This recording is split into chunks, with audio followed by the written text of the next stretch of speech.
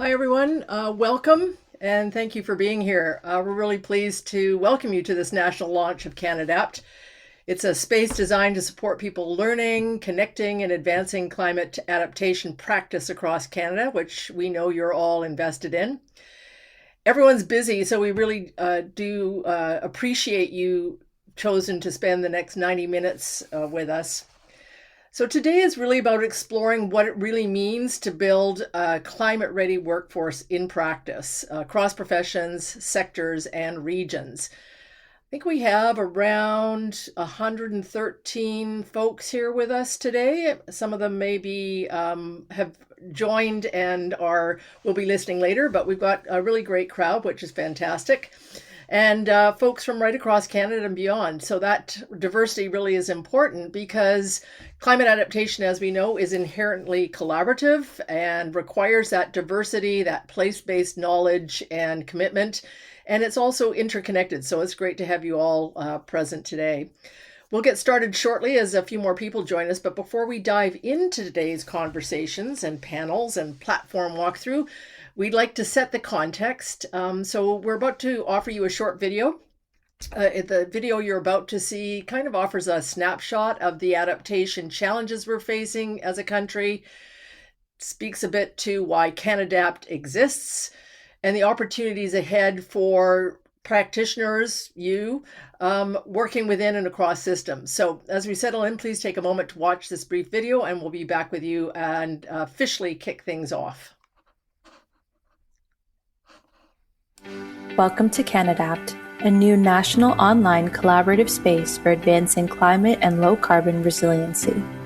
CanAdapt envisions a climate-resilient Canada built on shared knowledge, collaboration, and innovation, where insight transforms into capacity and capacity drives real-world impact. In every region, across every sector, adaptation is no longer optional. It's essential. CanAdapt is here to support the people leading that change. You. Built by and for practitioners, CanAdapt helps you learn, connect, and adapt all in one place, from curated training resources to peer networks to tools that accelerate project coordination.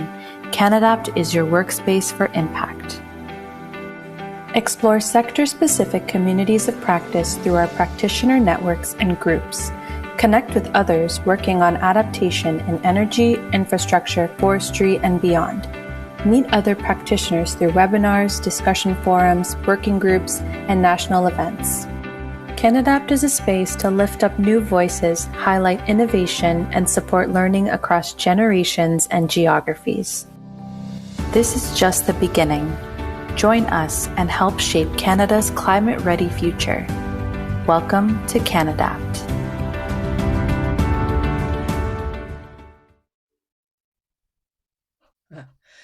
So you've seen a little glimpse of what CanAdapt is about. Importantly, we'll be showing you more today. And really, CanAdapt and today is really about you as professionals, as practitioners, and communities across Canada.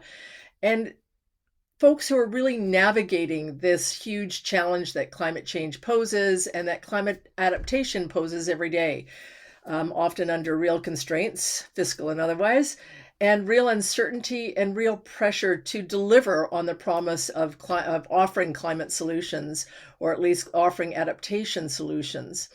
So today marks the official launch of CanAdapt. It's a national platform, as the video said, and it's really designed to help folks not only upskill, that too, but connect across sectors and take climate change adaptation from the ideas that you have to real world action. So whether you're just beginning your adaptation journey or you've been deeply embedded in the space here in Canada, I know some of you online have been working in this space for a long time and longer than I have. CanAdapt is here to support you by really helping you learn, connect, and advance adaptation work. So we've got a powerful lineup of speakers and panelists who will talk about some of the challenges and opportunities shaping climate resilience and being offered through the CanAdapt space. And our whole goal, our hope is that this will inspire both this some thinking, some new thinking, but also you considering joining the CanAdapt connections and carrying the work forward that is beginning here today.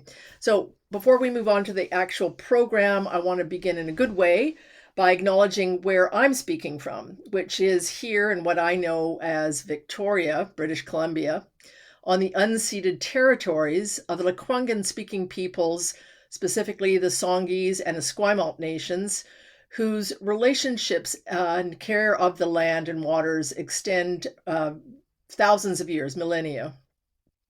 My name's Robin Cox. I work here in Victoria at Royal Roads University, where I run the Resilience by Design Lab. And I grew up in Vancouver on the territories of the Coast Salish, the Squamish, Musqueam, and Tsleil-Waututh nations. So I want to also acknowledge all the nations and lands which we are occupying, and I invite you to take a moment to do that as well. While you're doing that, I want to say that when I do a territorial acknowledgement, it's with deep respect and gratitude for being able to live here, but also with an acknowledgement of responsibility that comes with living here. Responsibility to listen, to learn, and to move from simply offering words to acting with respect for Indigenous rights, Indigenous stewardship, knowledge, and governance, and really own that commitment that we have to reconciliation. So again, I'll invite you to reflect on where you are from and where you are working on the lands and the waters that you reside in, and the responsibilities that come with being there. And we'll just take a few moments for you to do that.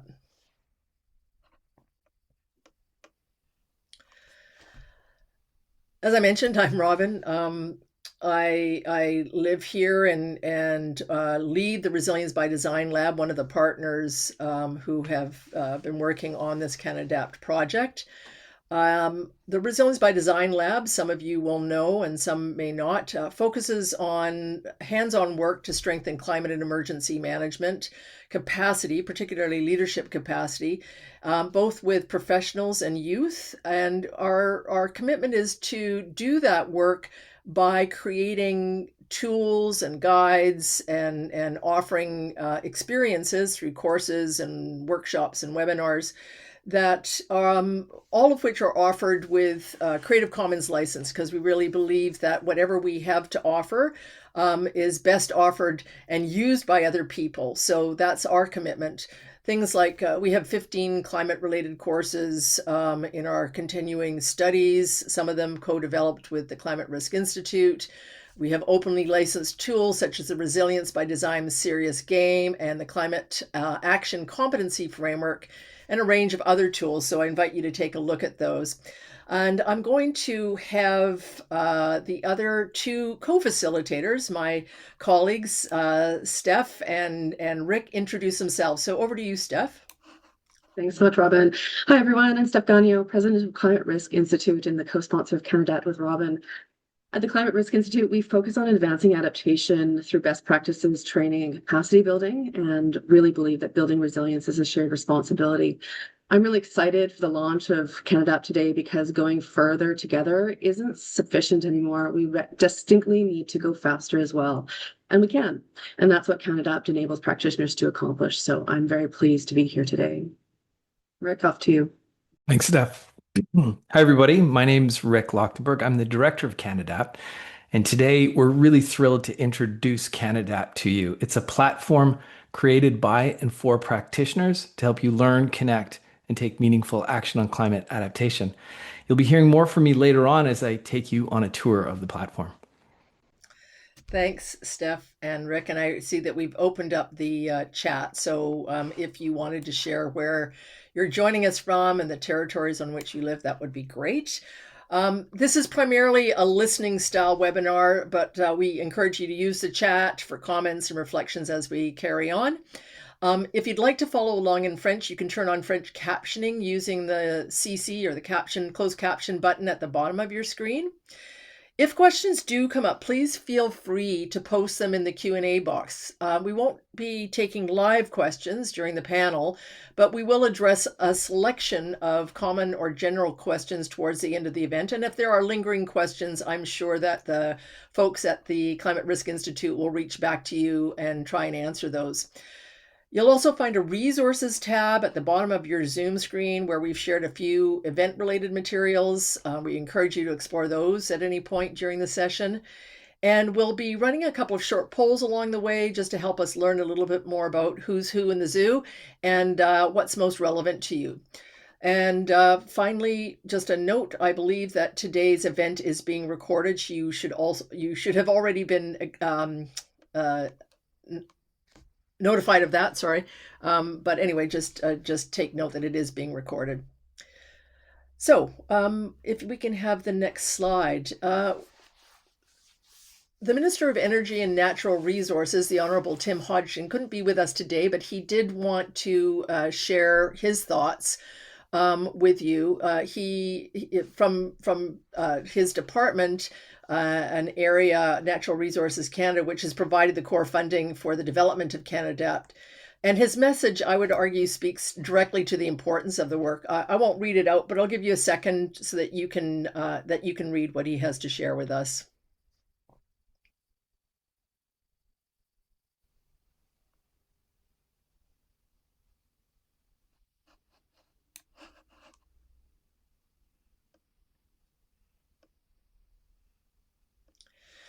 We are very grateful to Natural Resources Canada and to the Minister for supporting the development of this platform. So, as we move into the heart of today's program, I want to just take a second to talk about what CanAdapt is and why it was created. You've heard us mention a climate-ready workforce and the focus on developing that climate-ready workforce and mobilizing it. And CanAdapt is really a climate adaptation accelerator. That's what we hope it will be in that regard, built by and for practitioners working to advanced adaptation and low carbon resilience, as I said earlier, and really focusing across sectors and hoping that some of those interconnections within and across sectors are really facilitated by this platform.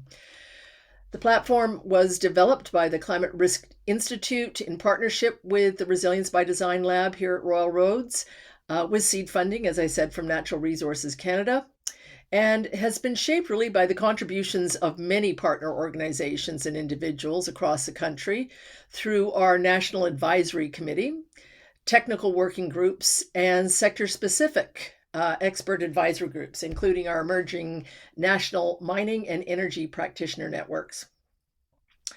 We're grateful to NRCan for the funding and the support, and we hope that you'll see how this resonates with that funding and with that orientation. At its core, CanAdapt is really about building a space where we can all learn and connect, where we can dive into climate adaptation projects and into knowledge sharing and move that into action.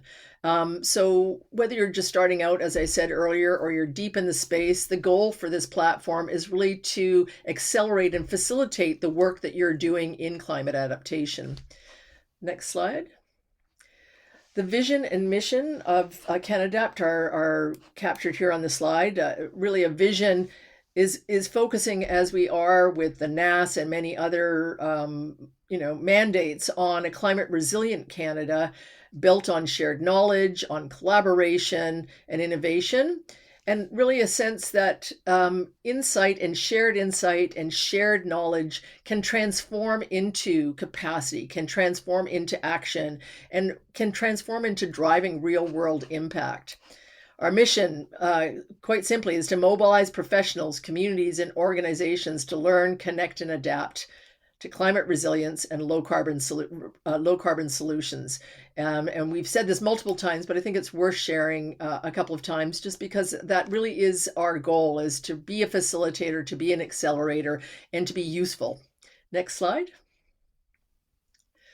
So a little bit more about CanAdapt and how we think the platform will support adaptation in practice. These three pillars really describe the platform. The Learn pillar is really about workforce upskilling through a national course and program directory. CanAdapt makes it easier, we hope, to find some learning opportunities that are relevant to your adaptation goals and practices, from formal certifications to applied training. Connect focuses on strengthening these networks, these practical practitioner networks that really are the core of resilience. Through moderated practitioner networks, groups, and forums, the platform CanAdapt creates space for this purposeful exchange of information, of questions, of insight and inspiration, whether that's sector specific, as it is, with the mining practitioner network, or cross-cutting across different sectors. So the goal here is really to connect and support that ongoing learning. And the Adapt pillar is pretty self-explanatory, but it really highlights that need for innovative adaptation and low carbon resilience projects, and is focused on, supporting those initiatives that move us practically forward in those areas. So all of these pillars, all of this work is supported by AI enhanced navigation and discovery, and Rick will show some of that later on, making it easier to find what's most relevant, easier to connect and create and carry forward projects, and explore curated learning pathways. So we will come back to the platform later in the program and see a bit more about it. But before we carry on, I just want to launch into an agenda for the rest of the day. We'll begin with a conversation with Ryan Ness, who's the Director of Adaptation at the Canadian Climate Institute, followed by a panel discussion featuring speakers from across sectors. After that, Rick, who you met earlier, will walk us through the CanAdapt platform, and we'll close with some brief remarks and reflections, followed by an optional 20-minute session for those of you who'd like a bit more of a hands-on guidance on getting started with CanAdapt. So we really hope some of you will take the opportunity to do that. Next slide. We mentioned having a poll early on, and here we are with our first poll. I'm going to hand things over to Stephanie in a second, but as we make that transition, we'll just get you to consider this poll and take a moment to respond, just to give us a better sense of, as I said, who's in the room, who's joining us. This poll really looks at what describes your experience with climate adaptation, and second, what are the top 3 supports that would help you do the work that you want to do on climate adaptation and low carbon resilience. So we'll just give you a minute, choose the options that fit best.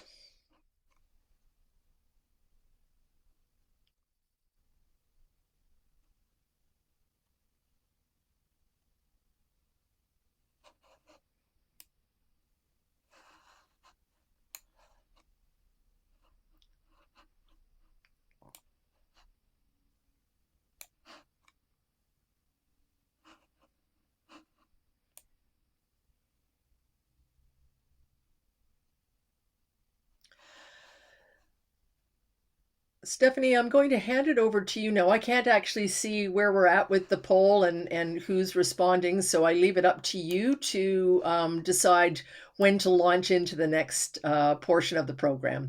Thanks. Thank you, Robin. Amazing. So definitely seeing that top 3 supports are examples of best and emerging practices, followed by ongoing collaboration through networks, and then looks like access to experts or peers comes in, but lots of interest across all of the different areas. For those of you who wanted to say other, what I would suggest, just put it in the chat for us. We'd very much appreciate getting your feedback on that. Amazing. Okay, so I'm excited to introduce someone who's been at the forefront of climate adaptation thinking in Canada. Ryan Ness, Research Director of Adaptation at the Canadian Climate Institute. In simple terms, he spends his days helping governments and decision makers understand the real costs of climate change and the big benefits of investing in resilience. His work looks at how policy choices can reduce risk, or sometimes unintentionally create new ones. And he's worked at both the national level and on the front line of climate adaptation. He's a trusted voice in the space, and we're pleased to have him join us. So Ryan, you've led some of the most rigorous work on the adaptation imperative, the benefits of doing more, the cost of doing too little, and the opportunities ahead. So to start us off, I'm going to ask you to share your perspective on why adaptation is so urgent in Canada. How do we know action is needed? And what do we need to do consistently more of? What makes these challenges so cross-cutting? And I know you have some slides to share with us, and I look forward to hearing about it more. Great. Thank you, Steph. And if we could move to that first slide. I'll talk about, from the context of our research, why adaptation is now such a necessity, as well as the importance of workforce development and initiatives like CanAdapt. We've talked about adaptation for decades in Canada and around the world, but in Canada, like many other places, we haven't invested nearly enough. And now we're facing a situation where rapid adaptation is an absolute imperative. Climate change is here. It's no longer a future or abstract problem. It's a present day damage and disruption issue. And the economic evidence on this slide from our research makes that clear. We've shown that without adaptation, climate impacts increasingly drag down Canada's economy, not just in bad disaster years, but cumulatively over time. By mid-century and beyond, the scale of projected losses is large enough to start to shrink Canada's economy, and by the end of the century, we could be into some major regression. What GDP charts don't show is that these impacts don't stay in just one sector or system, which make adaptation particularly challenging, and this discussion today so relevant. The impacts cascade across the economy, across public services, infrastructure, and ultimately in people's daily lives. Next slide, please. And in those daily lives is where the adaptation imperative really becomes clear. Climate impacts are already making and are going to continue to make life less affordable through higher repair and recovery costs, rising insurance, taxes, more frequent disruption to infrastructure and services, increase to cost of living, and less income and wealth overall to go around. But it's also uncertainty that matters. Households, communities, and governments can't reliably predict the conditions that we're collectively going to face from year to year, the damage, the disruption that will result. And this strains budgets, makes planning hard, and hits hardest where households right now especially have the least slack in their pocketbooks. And we're talking beyond just finances as well. The risks translate directly to people's health, safety, and well-being. Next slide, please. Behind the economic and affordability story are also very real human health and safety costs. Climate change is already affecting health and well-being of Canadians through extreme heat, wildfire smoke, and air quality impacts.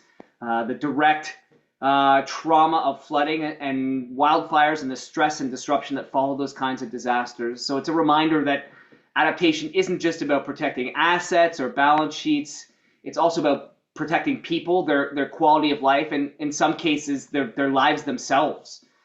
The encouraging part is that these economic and human costs aren't inevitable. We know adaptation can reduce damages and reduce harms and ultimately save lives. Next slide, please. And the evidence on adaptation is increasingly strong. Proactive adaptation reduces damage and disruption, and it delivers large economic returns, not just from avoided damages, and this is from some of our other research, but the benefits include all kinds of downstream effects: avoided downtime and business interruption, avoided knock-on economic losses from having to expend capital on fixing things rather than on productive new investments, and avoided impacts on health and well-being. It doesn't eliminate all risk. Adaptation is not a complete answer, but it certainly bends the cost curve and helps avoid the worst case outcomes, and it improves reliability and certainty across all the systems that our economy and society depend on. So the real question becomes how we scale what works fast enough to respond to this imperative. Next slide, please. And this means embedding climate risk into everyday decisions, planning and investment, scaling up the funds that we're putting towards adaptation, improving the data on hazards and risk that supports and helps prioritize adaptation initiatives, and looking into threats that we don't fully understand. But the through line to today's conversation is capacity. This isn't just a funding challenge or a technology challenge or a science challenge. It's a skills, a capacity, and an institutional challenge that requires new ways of working.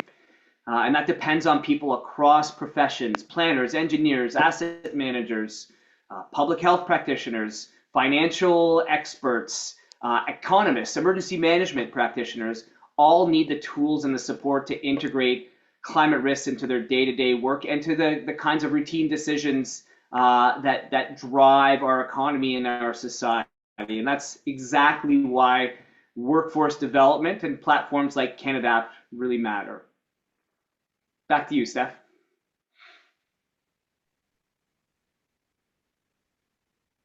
Thank you, Ryan. That's so helpful to set the context that the climate adaptation imperative is so necessarily to address right now. Also the complexity of what we're facing, but that also that there is solutions that can really impact and reduce, saving lives, creating economic returns. All of that very much helps frame this conversation in a way that makes sense for adaptation professionals. Adaptation isn't just a technical challenge, as you said, it's a societal one that touches all the sectors and all the professions. So let's build on that a bit further.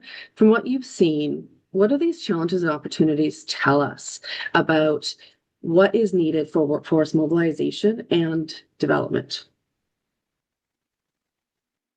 Yeah, thanks for that. And those are really important questions. I think, and we at the Climate Institute think that adaptation has to become a part of core professional practice. It can't any longer be just the responsibility of a small group of adaptation specialists.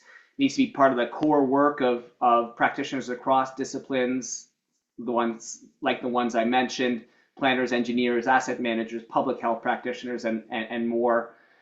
And the biggest gap really is, I think, now that applied capacity, whether it's Canada or around the world, the barrier isn't awareness of climate risks or scientific understanding of what climate change means for Canada. It's the gap between knowing that those risks exist and having the tools to be able to integrate them into real world decisions and in ways that work within the time, budget, and institutional constraints of the real world. Uncertainty is high, which makes continuous learning by practitioners really important, because climate risks are evolving and so are the practices of adaptation. That this isn't a one-time training exercise. We need mechanisms for continuous learning and sharing experiences as new events reveal new vulnerabilities to climate change and new adaptation efforts shed more light on to what's working the best. Adaptation failures in the context of practice often show up at the boundaries between professions and mandates and different systems. This is where responsibilities are fragmented or overlapping or unclear, where incentives don't necessarily align, and important climate risks can fall through the cracks unless there's deliberate coordination. So we need shared language and coordination across disciplines and across sectors, not just training individuals and disciplines in isolation. And moving forward, I'd like to see more of the acknowledgement that because rapid adaptation is now an absolute national and global necessity, that adaptation capacity and workforce development is treated as an essential public project supported through professional education, shared platforms like CanAdapt and communities of practice as well that CanAdapt is supporting, that help us move from intention and identification of the problem to action when it comes to adaptation. Amazing. Thank you so much, Ryan, for setting the stage so clearly. There's so much at stake now, and it's really so important. I really love what you talked about in terms of making sure that the gaps between professions and between skills, and as things change, that we're really making sure that we're seeing that whole picture and that we're not falling through different mandates. I think that's so relevant to our conversation. Thank you for everything. And then as we move forward with the conversation, we're going to now move into hearing from a panel of leaders from a variety of sectors. We've got folks from energy and mining, public infrastructure, post-secondary education, and youth.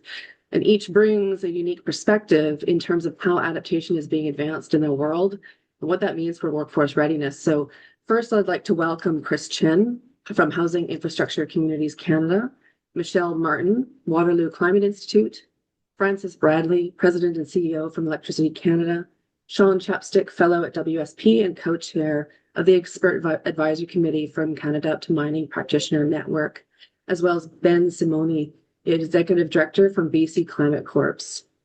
So here's how we're going to do the panel. I'm going to invite each panelist to introduce themselves briefly and jump into the first question. The first round of questions is really about where things stand today. How prepared is your sector to meet the adaptation challenge? That's the core.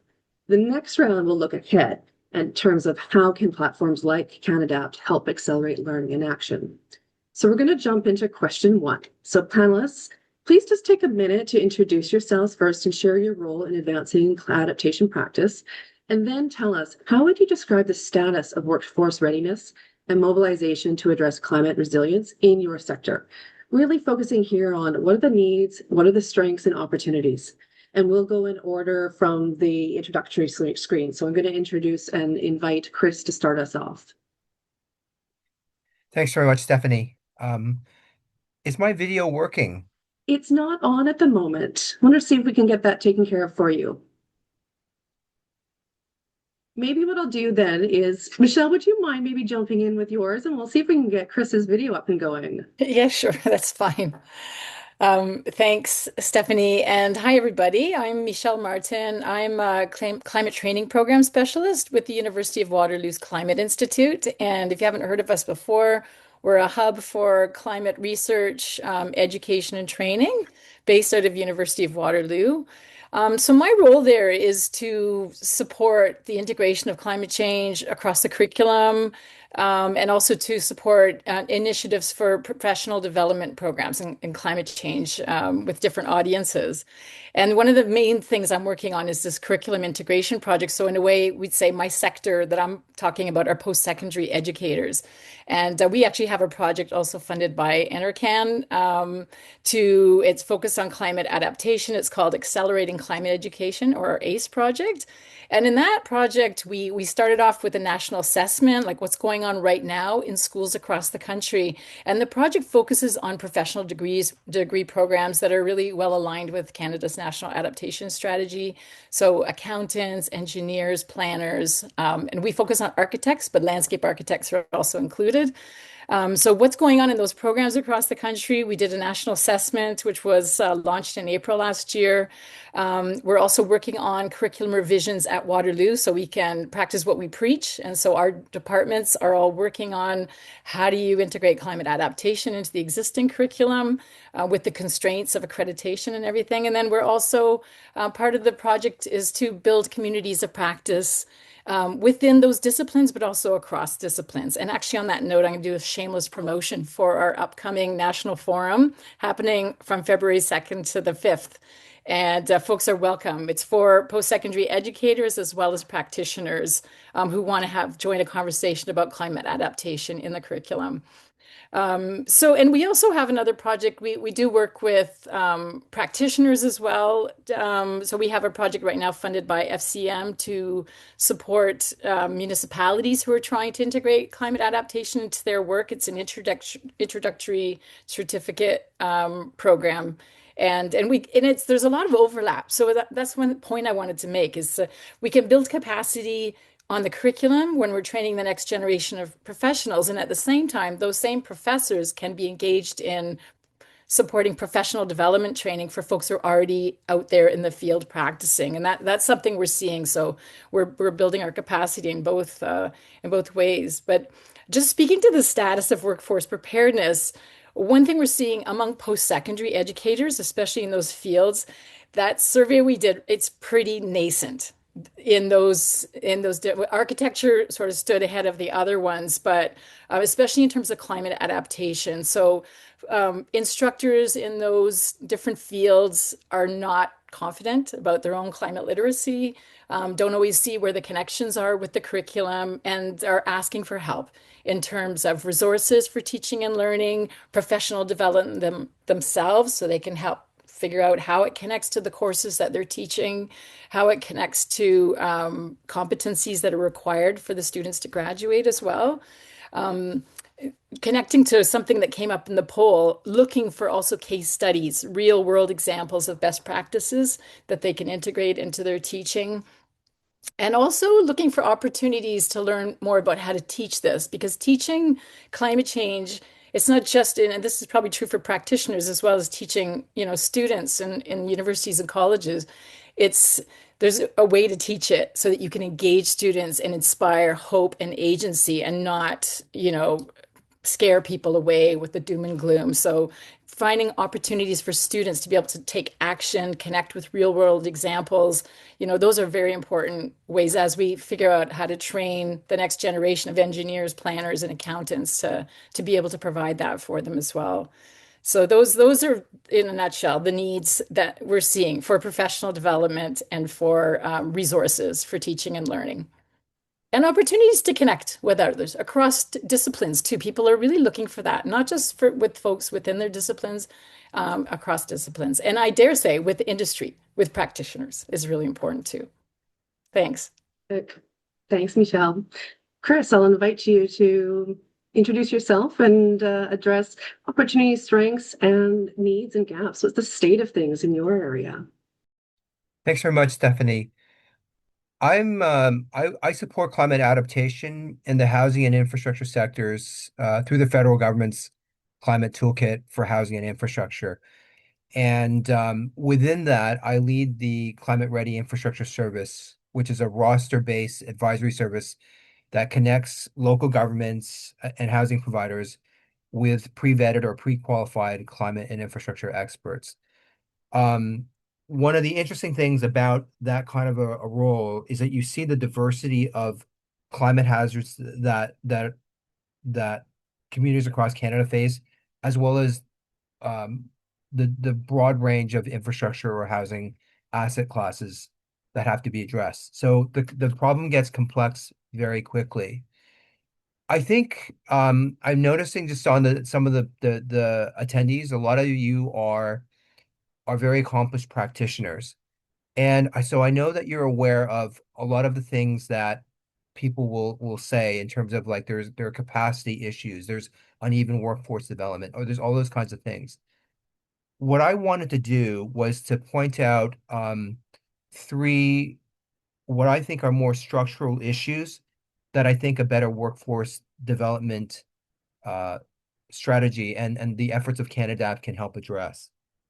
The first is that, as I think all of you know, climate adaptation and that as the previous speakers pointed out, is that climate adaptation is very multi-sectoral. And so that means that across practitioners, across jurisdictions, and the implication of that is that each sector or each practitioner can hold a different part of the risk of the climate risk. And that also means that the decision making around some of these things is distributed. So that's one issue. Another issue is geography. I mean, Canada is big and relative to its population. And so what that means is that the majority of local communities across Canada are quite small. There's actually over half are under 5,000 in population, and I think it's around 70 or 75% are under 10,000 in population. From a workforce development perspective, what that means is that there are not a lot of communities that have climate dedicated practitioners, and if they do, they're often a little bit on an island, or they're the only game in town. The third issue, and this relates, I think, a little bit to can build upon what Ryan's comments, relates to governance and alignment. Um, Climate adaptation issues are if you dig into them can become on one level can be fairly straightforward. On another level can become dizzyingly complex in terms of the climate adaptation decisions cross different jurisdictional boundaries, whether it's federal, provincial, municipal. And so what that means is that there are often gaps or misalignments in terms of some of the governance factors around climate adaptation. That's also, I think, another opportunity for some of the workforce development work that CanAdapt is doing. Thank Amazing. you. Thanks, Chris. Francis, over to you. Bon, ben merci. Je suis le PDG d'Électricité Canada. I'm the president and CEO of Electricity Canada, which is the association of the 42 largest generators, transmitters, distributors across the country. So our members are the companies that deliver the kilowatt hours to customers in all 10 provinces and all 3 territories. I'm subbing in for Michael Powell. Today, Michael is our vice president here at Electricity Canada, but he's also one of the co-chairs of the expert advisory group. I've been involved in this space. I've been in the sector for decades, so I've been involved in this space for decades as well. But we're in an interesting sector, frankly. Reliability and safety is and always has been at the core of what the electricity sector does. And so preparing for events that disrupt has always been a kind of a core focus of the work of people in this sector. So preparing for climate adaptation really is kind of the logical extension of this. A changing climate is also, though, changing our assumptions about how we prepare and about how we harden. We're looking at more extreme weather that is challenging the resilience, challenging the planning for the restoration, for the hardening of the system, how we plan the system out. Examples of how this is changing. We look at once in a century storms and floods are happening with much greater frequency. In the Ottawa region, we've had 2 once in a century flooding events in a period of 3 years. The worst wildfire years in Canadian history have all been in the past decade. So we can't make the same assumptions that we've made in the past. Again, a couple of other examples. Droughts and droughts that have been significantly impacting our overall system. They've been impacting hydro provinces. We've seen what's amounted to a change in dependency and a change in cross-border dynamics as a result of some of these things. Some regions of this country that have historically had very significant surpluses of electricity have become net importers, and some years have become dependent, for example, on kilowatt hours from the United States, just to make sure that their customers have light and heat and comfort. So, we need to be asking ourselves, are these, changing weather patterns like this going to be more permanent? High heat, deep cold, also impact power production in other ways, including, in some circumstances, even how much a power plant can produce in extreme heats and extreme colds.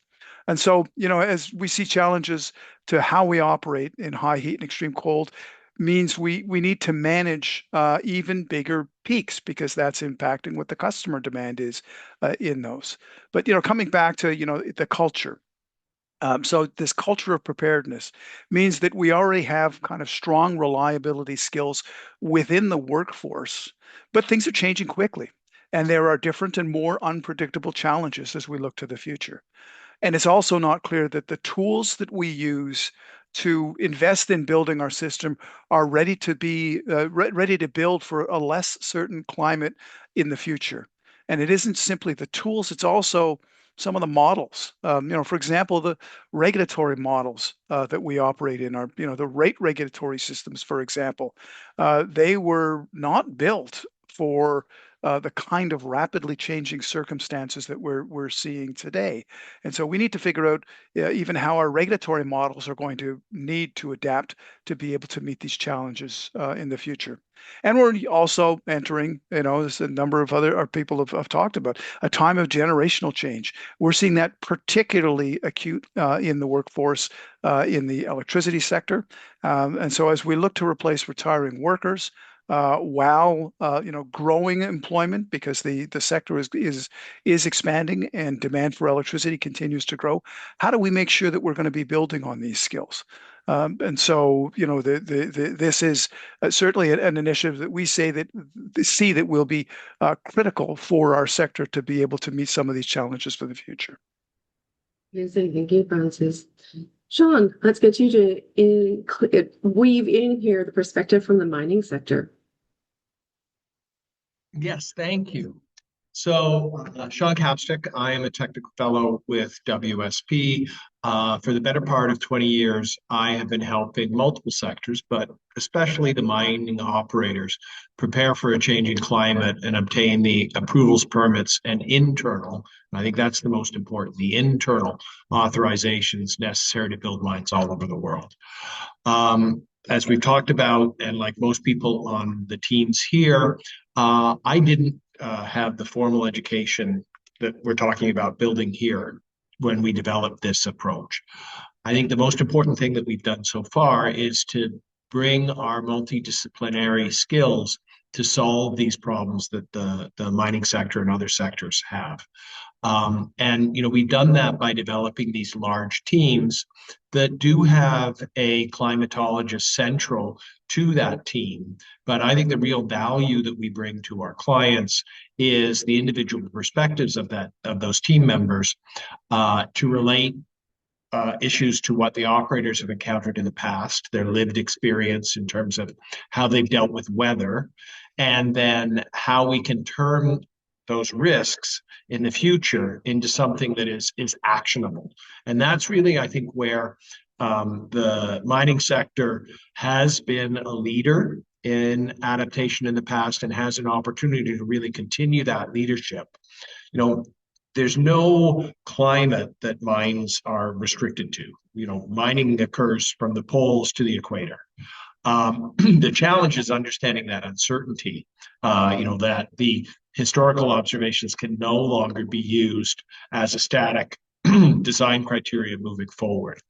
And the sector has moved beyond a simple compliance exercise into, it's understood that this is an operational safety and growth strategy for the sector. They are required by multiple stakeholders, especially financial stakeholders, to make sure that this is being done right now. And so that's been internalized in those policies and the procedures. Moving forward, I think what we need is practitioners who can really work on translating the uncertainty of the projections that are not going to go away. But we don't need more data. We always need better data, but we have enough information right now to make that into decision-making process. The sector has built these tools. The Mining Association of Canada has really shown leadership in terms of developing a sector-specific process. That was developed with operators and with government. The operators have been trained to use that, and the benefit has been tied into that capital planning and disclosure process. All the mining majors, in order to obtain funding approval, have to do these climate change assessments as part of that capital planning process, in addition to the stakeholder requirements. So what am I really looking forward to as part of our new mining practitioner network? I think we can build that core level of competency, but I think, like a lot of the participants who took part of the poll, is really share these best practices. The mining sector globally has a lot of good practices. If we can build a forum where these practices can be shared and built on, then I think all the sites, right from exploration to closure, can understand the scenarios, understand this uncertainty, and really work towards a continuous improvement process to allow mining to grow in the future and do that in a resilient way. So thank you. Thanks, Sean. That's amazing. Ben, I invite you to jump into the conversation to talk about, from the perspective of youth, what are the opportunities, what are the gaps, what's needed here? Thank you for having me today. My name is Ben. I'm the Executive Director of Youth Climate Corps BC. I live in Nelson, BC in Southeast on Snag, Silks, and Tanaha territory. So our project was started in Nelson by a forester and a psychologist. And The foresters saw the immense amount of work needed for specifically adaptation, but also the resiliency work needed to happen in the community as we were seeing increasing wildfires and, as was mentioned by other panelists, increasing heat, making it um, an extreme hazard for our community. And on the other side, seeing the impact of young people on specifically climate anxiety. And right now we're really seeing a really high rate of youth unemployment. So the thinking with the program in the beginning and continues to be is we have all this work that needs to happen around adaptation, resilience, and mitigation. We should be paying young people a living wage to be doing this work in the community. So that's what we do. It's a cohort-based program. We pay young people a living wage. It's typically 4 to 6 months long. We'd like to run longer programs in the future as well too. And we work with First Nations, local governments, nonprofits, different organizations to complete what are deemed to be community priorities. So that would be often the Kootenays, it's wildfire mitigation. We work in the Lower Mainland. Buildings are a big priority there for not just mitigation, but for adaptation as well too. So for opportunities, there is a lot of opportunities out there, especially for getting young people into this work. And one of the issues we're seeing is that there is a lack of entry-level jobs. We get a lot of applications for young people who have a master's degree and have not had a job before. So that is an opportunity we see. And weakness as well is that there's chronic underfunding in climate mitigation and adaptation. And we really need to have a level of kind of central planning when it comes to completing this type of work, let it be wildfire mitigation, ecosystem restoration. So that's something that we have been able to kind of step into, and we're hoping to be able to scale up that work as well too, as the government has continued to fund Youth Climate Corps more recently in the last budget, which is really exciting. Some other weaknesses, I would point to political as well too. So, for example, in the Lower Mainland, the less than 5 years after the most deadly natural disaster in Canadian history, which is the heat dome, the local government is contemplating getting rid of their climate department in their local government. So this is something that we're seeing. It's not just a Vancouver thing, like the greenest city. It's across Canada, it's across the world, and it's something that we need to acknowledge as an industry, that we need to be materially benefiting people's lives and bringing them along. So I think there's a really big opportunity, and this has been spoken to by other folks as well too, is making sure if they're thinking about climate mitigation, adaptation, it is something that's part of everybody's work, and that is how we move forward. It is not just the climate department's work. It is public works. It is, it's HR. It is part of all, it's spread out across different workforces. And that is another big piece of the work that we try and address. Coupling that with leadership training as well too, as we do see boomers retire, we're really going to see young people get pushed up in the ranks and making sure that they're prepared for this work as well too. So, yeah, I'm not going to take too much more for my second question, but I'll leave it there. Thank you. Okay, thank you, Ben. Thanks everybody for those insights. It's fascinating to hear about the range of experiences and challenges across the sectors. It just certainly stands out to me that there are lots of strengths and there are lots also of significant need and support. And many of you talked about the multidisciplinary nature of this and how the climate adaptation and resilience is really part of really all of our work. And so I think that that's important to understand. Now let's just move forward in terms of thinking about how tools like CanAdapt, which is really designed to connect professionals, make sure that the learning pathways are visible, support continuous learning, as well as highlighting and really upscaling best practices. That's the intent of what CanAdapt is about to do. So given what we all know about what CanAdapt has been built for, how do you anticipate it being most helpful in your own sector? And we're going to go through the panel one more time in the same order. I'm going to just encourage folks to about a minute each, just so that we can stay on time with the overall agenda. So Chris, I'm actually going to get you to start us off as the original order of things. Great. Thank you, Stephanie. I mentioned three challenges with I think the climate adaptation challenge. And I think that there's three corresponding ways that I think CanAdapt and CRI can uniquely play to address those. So I mentioned that the multi-sectoral nature of adaptation kinds of challenges. I think one of the things that CanAdapt is uniquely well positioned to do is to help build that cross-sector workforce adaptation network. For example, CanAdapt or CRI can work with professional associations to map clear competencies for engineers, planners, asset managers, housing providers, finance officers, etc., emergency managers, and connect them to learning opportunities that help them operate in a more integrated way. The other thing that I think CanAdapt is uniquely well positioned to do is to review competencies across sectors because the responsibilities and levels of responsibilities are different, and how those competencies can be linked in terms of implementing more climate adaptive housing and infrastructure. A second point I made was the challenge around the range of communities and particularly the density of small communities. And so in most of these communities, you're lucky to have a climate practitioner, and if they have one, it can be a bit of a one-person show. So I think one of the things that CanAdapt can do in that regard is it can connect practitioners across geographies and small communities by fostering an idea here is in addition to the practitioner networks that CanAdapt is fostering, perhaps considering some mentoring programs as part of that, as part of those professional practitioner networks. The third challenge I mentioned had to do with governance misalignment, and I think that CanAdapt can strengthen national alignment and governance consistency because adaptation authority is spread across funders, provincial and federal codes, municipal planning, etc.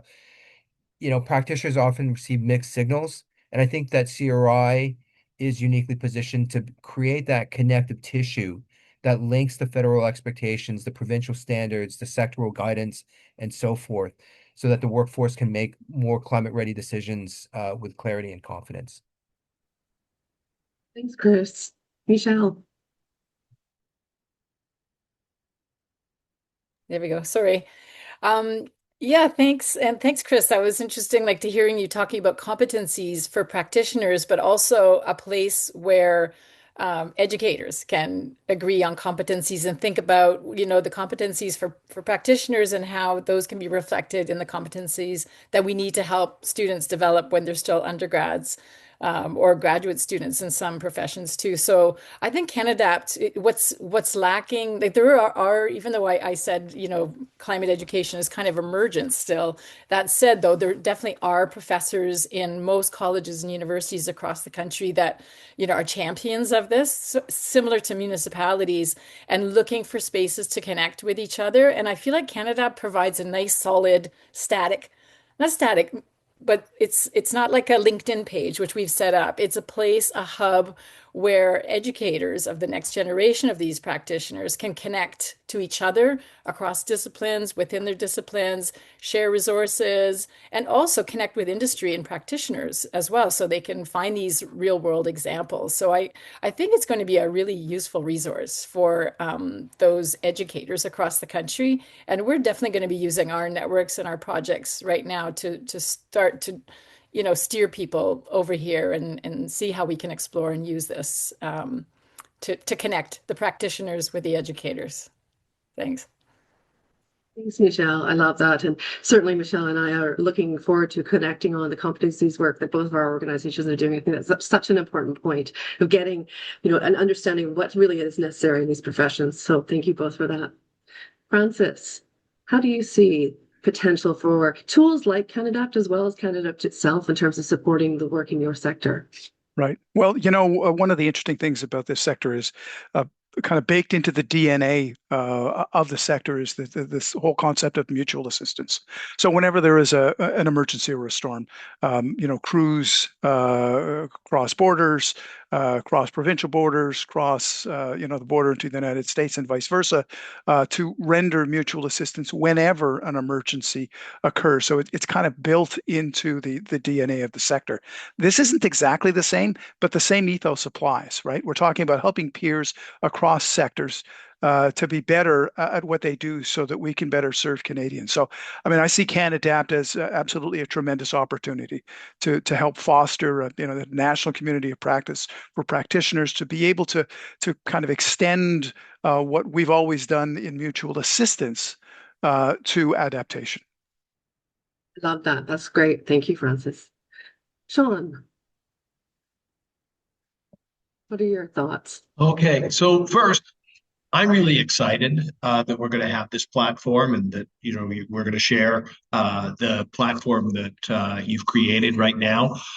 What I'm most excited about is see who joins this network, right? I've got this idea on who the mining practitioners are, but I'm really glad that we're casting it so broad and going to be able to get all of these multidisciplinary people into this forum to discuss the needs, right? And I think having these different voices to create what the practitioners are going to do over the few years is going to be really exciting. So I think that can't be understated. But I think the other big part is to create a safe space for the case studies that we talked about right now. Our clients, the mining operators, this is their risk. They are, when we work with them, really sharing what keeps them up at night, and to be able to create solutions and to deal with that uncertainty is going to need a place where people are comfortable saying that. So I think that's something that we can do as a community to say, hey, we may not get it perfect. We want to put these as case studies. And if we're not, that's going to help us all learn as opposed to highlight that maybe an individual didn't get it right. And then, I think here in Canada, when I look at my colleagues and when I work overseas, we have a distinct advantage, right? That the ECCC, the Canadian Centre for Climate Services, has developed the projections that we need to help the sector make better decisions. So being able to connect the practitioners with those services that we have in Canada, I think is great. I think that's still needed, and to be able to make sure people are taking advantage of all of the services and then grow that again so that the CCCS can understand what the needs are for the sector and for other sectors, I think is going to be really reinforcing and positive for adaptation across the country. Amazing. Thanks, Sean. Ben, last word on it. Okay, thank you. First of all, I just want to say, isn't it great that we can use AI for good and not evil? So that's I applaud you folks for figuring that out. I was speaking with Eric before this, and we were kind of reflecting on some of the most valuable connections we've had when developing a project or working on research together. Isn't necessarily at the conference; it's at the bar afterwards, where you meet somebody who isn't in your department, right? Who isn't in your same field, someone who you don't expect to have the alignment with, and you're able to kind of figure out, oh, actually, we do have shared goals or shared interests. We should work on this project together. So what I think the potential of CanAdapt is to be this online bar, but without the alcohol, which is kind of nice, or bad. I don't know, it depends who you are. But it is an opportunity to really connect what we need to be, which is a really diverse, wide-ranging network. Like, we are not just climate practitioners anymore. We are practitioners from all different professional fields, and we need to find ways to align it. So that's what I see as a huge potential for CanAdapt. I know Rick's shown me a lot, and you folks will see soon about the opportunities there is for not just connections, but building projects, coming up with ideas. And for young people who are entering the field, who are trying to make a difference, who want work that aligns with their values, this is, and especially rural communities as well too, where you might not have those connections, you don't have those opportunities to meet a funder in person, or to walk into an office and get to meet somebody there. Those opportunities aren't around. So for rural communities, for young people, this has a tremendous opportunity to do some good. I'll finish off by saying I'm going to be the first one here to try and make some connections on CanAdapt, and invite anybody who wants to work on projects where young people could, between ages of 17 and 30, could be involved, making a living wage on these projects, helping with capacity building in that sector. Please please reach out to me. I'll be on CanAdapt, and I also have an email as well too, which I'll put in the chat. But yeah, so thank you. Really excited for the platform. Amazing. Thank you, all of you, all of you. I really appreciate all of your insights and your time to contribute to this conversation. And now we're going to jump into really understanding CanAdapt and the platform. A lot of what you just talked about in terms of all the panelists' ideas are part of the vision and the creation of CanAdapt. So I'm going to pass things over to Rick Lochtenberg, Director of CanAdapt. He's been a major driving force behind this platform and is deeply committed to climate action and innovation. I'm super excited that he's going to walk us through the key features and how CanAdapt can support the work that we've all been talking about today. So Rick, off to you. Thanks, Steph. Hi, everybody. It's a real pleasure to be with you today and share what we've built. Now, as Robin said earlier, CanAdapt's mission is to mobilize professionals, communities, and organizations to learn, connect, and adapt so that we can move faster on climate resilience and low carbon solutions. These three words, learn, connect, adapt, aren't just a slogan, they're basically our product roadmap. Now, as we walk through the platform today, I'm going to use them as guideposts. First, what you can learn through CanAdapt, and then how you can connect with people and organizations. And finally, how you can apply your knowledge and connections to your projects. So let's start with learn and kick things off with the course portal. Now, this is the foundation for upskilling Canada's workforce in climate adaptation. At its core, the course portal is a directory of courses, programs, and micro-credentials. The course portal can help you advance your knowledge for your current job and your career. Now, the course portal is complemented by a curated resource library. We've been vetting and classifying a whole range of resource types that map to some of the key sectors, communities, and groups that we're aiming to support. Next is the personalized learning journeys. Now, our goal is to save you time by making things more relevant. So we're excited to announce that very soon we'll be launching personalized learning pathways. You'll be able to do a quick knowledge assessment, and then the platform will recommend a personalized learning pathway. These are the courses, micro-credentials, and resources that fit your goals and current knowledge level. Okay, moving from learn to connect. Now, this is really the heart of CanAdapt, the practitioner networks, forums, events, and the day-to-day collaboration that will make your work more fulfilling. Now, we use the term practitioner networks a lot, and if that's not a familiar term, it basically means communities of practice and peer networks. But we also use it broadly to include all the ways that professionals gather to share knowledge, coordinate, and collaborate. Now, in Canada, there are lots of existing and emerging groups and networks in climate adaptation and low carbon resilience, and many of them overlap. So when we started building CanAdapt, our goal wasn't to create just another network. It was to create a platform where existing groups and networks can have a home, and where it's also easy for new groups to form. And for all of these groups and networks to interconnect with each other instead of getting siloed. So here's how we structure it. Every group, project, organization, person, and network gets their own space. Now, these spaces can be super lightweight, basically an information listing with zero management needed, or they can be a full community site with member management, privacy controls, their own event calendar, forums, tasks, newsletters, and more. Basically, a full community hub. Now, in some cases, your space can even function as your website with your own domain and design. The key point is everyone gets their own space, but these spaces are connected through shared login, resources, discovery tools, and AI. And that's how we reduce duplication and prevent siloing. Now, in terms of rollout, we've already launched the Forestry Adaptation Network, and soon we'll be launching a mining practitioner network, an energy practitioner network, a coastal adaptation advisory network, post-secondary climate action groups, Envision Canada, and many more. Now, another major Connect feature is our directories. These are the people, organizations, groups, projects, and communities that make up adaptation in Canada. Now, you can view these directories in tables, lists, as a network graph to show connections. You can even browse by a map and find locations.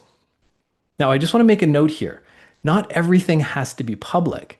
Many spaces are private, unlisted, or still in draft, and that's by design. Groups can build safely in private before going public, or they can stay private forever. Now, as the platform grows, search becomes critical, and it's really just the baseline for discovery. You can search by keyword, or you can describe what you're looking for in plain language. And if you're not sure what you need, that's okay. We also provide an agent-based AI system that helps you clarify your need before finding relevant connections and resources, turning them into something that you can directly apply to your work. We also have an event promotion system. So if you're hosting an event, make sure to get it listed on your own page and then have it promoted across the network. Now, to save time, CanAdapt brings all of these updates into one place. So instead of needing to check 5 newsletters and 10 websites and multiple spaces, we give you a personalized feed of news, updates, forum posts, and events from the people and groups that you follow. And you can control the notifications you receive. You can mute what you don't want, or you can choose daily, weekly, or monthly digests to better manage what you see. Now, CanAdapt is not static. It's a place where knowledge gets exchanged and improved. Members can send each other likes, you can ask questions and provide answers in the forums, and you can also post comments on almost anything you see. This makes CanAdapt a living knowledge network. So that's a quick snapshot of how CanAdapt helps you learn and connect and how that sets you up for collaboration. So let's move to Adapt. This is where we help members apply their knowledge and connections to real-world projects. So for starters, CanAdapt provides one of the only national cross-sector project directories focused on adaptation and low-carbon resilience. And we try to make it painless. You can set up a project page in just a few minutes. Then, if you want, our AI can help you expand it into a more complete project plan based on your goals and what's happening in the field. Now, the 2 big outcomes here we're aiming for are better situational awareness of what's underway and higher project success rate, because people get the support and feedback from stakeholders and experts earlier in the process. And if you already have a project, you can just create a page for it so that others can find you and offer their support. Next up is tasks. Every group, project, and network can create tasks. Tasks can be auto-assigned when someone joins. So if you have new followers or members or managers, they will get a simple checklist of the ways they can participate in your group or project. So instead of hoping that people will read long documents, tasks give you a clear, direct set of instructions. This makes tasks a strong teaching and onboarding tool as well. You can include step-by-step guidance, links, and even short tutorial videos. And they allow you to see at a glance how people are progressing in relation to your project or group. Now, every project needs to adapt based on what's working and what isn't. So, every project, group, or network on CanAdapt has a built-in analytics dashboard that allows you to track the reach and impact of your project or group over time. And the last thing I want to share, everything that you've seen today is also available in French. All right, I'm going to stop there. And so we can make this more real and show you how CanAdapt is being used today. I'm pleased to bring in my colleague, Suzanne Sealing, who's been using CanAdapt for the past few months to manage her communities. Hi, Suzanne. Hi, Rick. Suzanne, tell us about your current job. Currently, I wear 2 hats. My main role is project manager at the Climate Risk Institute, and within that, I also work on CanAdapt as a community facilitator. I'd say at its core, my job is about supporting people working on climate adaptation, whether they're part of a practitioner network or working independently, helping them feel connected, informed, and equipped to take action.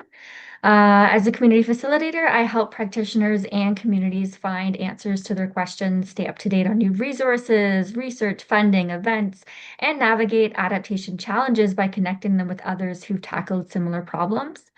And a big part of my role is also organizing and hosting webinars, learning sessions, and conversations that create space for peer learning and practical discussion.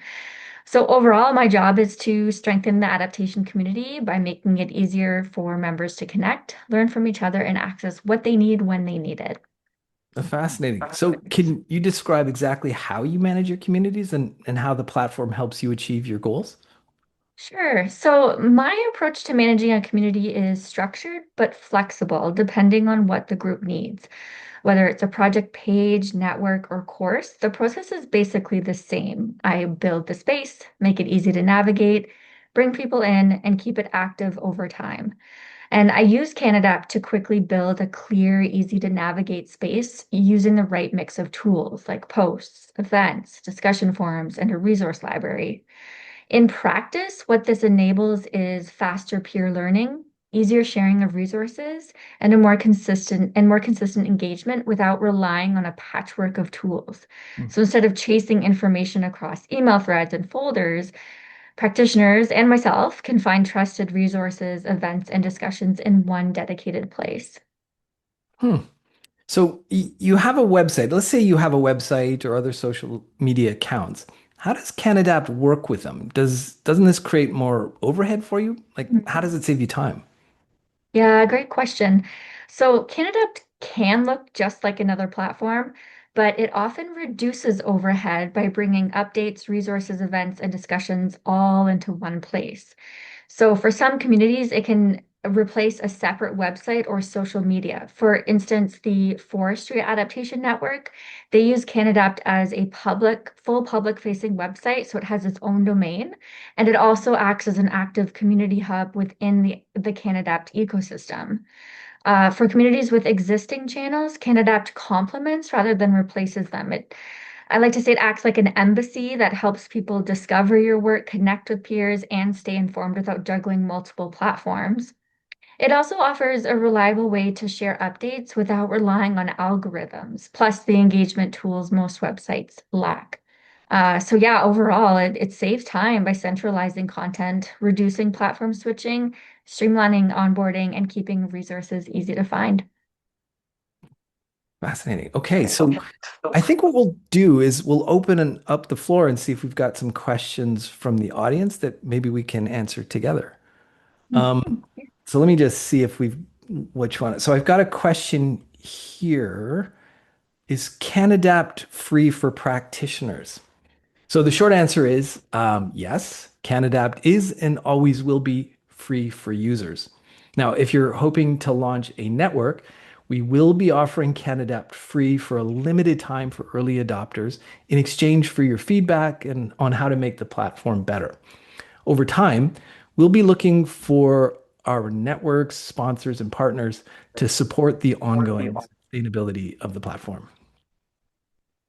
Okay, so let's see. We got another question. Can you comment on the AI integration of your platform and how it works? Do you have a AI use policy?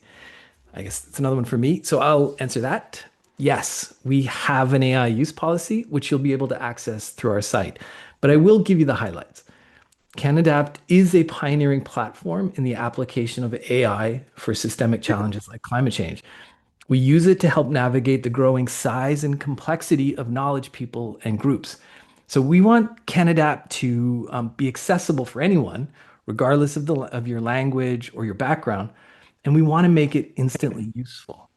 So if you have a unique question, you should be able to get a relevant answer that's grounded in Canada's adaptation community, but it's informed by the latest knowledge. Now, also, every group, project, and person gets their own AI agent if they want it. Now, this helps us dramatically improve the quality and the relevance of interactions. It also reduces the chance of hallucinations, actually. So, our goal overall is to reduce friction and save time, which will then unlock the value of a large and diverse ecosystem of practitioners. So, I just want to emphasize one last thing. The AI is always optional to use. You can use it or not. And we take data privacy seriously. Anything that's content that's created on the platform is not used to train AI. So I just want to really, really emphasize that. Okay, so just another question here. So communities can be created by members for certain organizations. For example, I'd like to create a custom community hub for the Region of Peel employees. Is this possible? Suzanne, do you want to take that one? So can other communities go on the platform and create their community, create a space for the community? Yes, absolutely. And like you mentioned before, Rick, you can set the settings to be private if you want that to be not public facing or open to others as well. And so that spans everything from, a group to a project to a network if you'd like. Okay. So we've also got a question about can you US folks use the platform? Now, while CanAdapt is called CanAdapt, we certainly want to not limit it to just Canadian practitioners. And what's interesting about the platform too is, like I said, you can have your own domain. So if you wanted to create a sister version of CanAdapt in the US, you can do that as well. Or you can integrate by setting up a group on CanAdapt, and then over time, as it grows, you can create your own domain for it. So the short answer is yes, it's available to US practitioners as well. And this is definitely something that Canada does want to provide to the world. And while our focus for now is really Canada, yeah, we don't want to limit it in that way. I'll just add to, like, as Chris pointed out, right, climate change is crosses boundaries. Species migrate. Yeah. So then there's a lot of fantastic work that occurs in the United States that Canadian practitioners can also learn from. So from my perspective, I welcome you. Well, Suzanne, I know that some people want to see or get more hands-on with the platform. And so I'd like to create that space for you now. Um, this is the end of the main part of our program, and we're going to extend this, I would say, as long as necessary, but I mean, we'll have to cut it at some point. But before we do that, let's go to a poll. And we'll ask the question, how would you imagine using Canada based on what you've heard? And how would you imagine supporting CanAdapt? So we'll do that poll right now.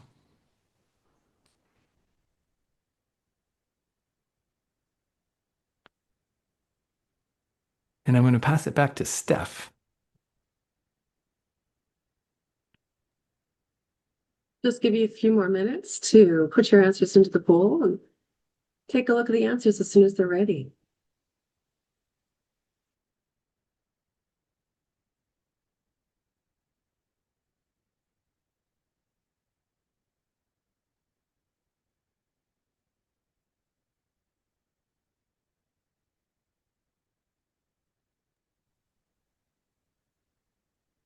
Let's take a look. Do we have answers that we can post now?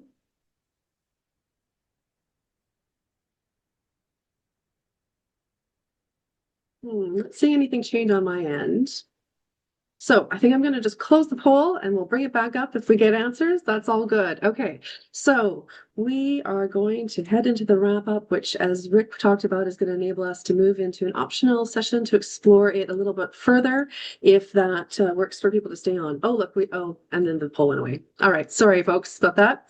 Okay, well, as we wrap up here, just take a moment to reflect on what we've explored together today.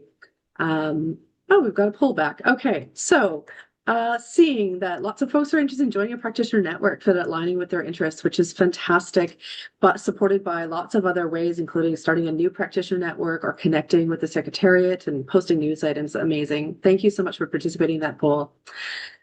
Okay, folks, well, we've had an amazing session today. This is the first event in CanAdapt, and one of the things that we will do a fair bit of is host events through CanAdapt through the practitioner network, so stay tuned for those. Thank you to Ryan, who set the stage for reminding us why adaptation is so urgent and what the benefits of adaptation really are.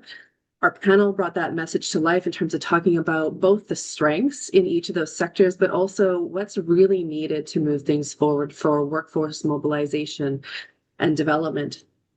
And then Rick gave us a glimpse into what CanAdapt can do to bridge those gaps. It's really focused on connecting people, making learning pathways visible, making sure that we're elevating best practices and emerging best practices to accelerate real-world adaptation impact. For me, what resonates most today is that CanAdapt is about giving practitioners the tools, insights, and networks they need to make a real impact in their communities and sectors. And this isn't just about climate adaptation practitioners. This is about all of us. Climate work is everyone's work, and I welcome you to join us. So before we close, I want to express our sincere gratitude to those who made today possible. First, to our funders, Natural Resources Canada and Climate West, for your leadership and your support.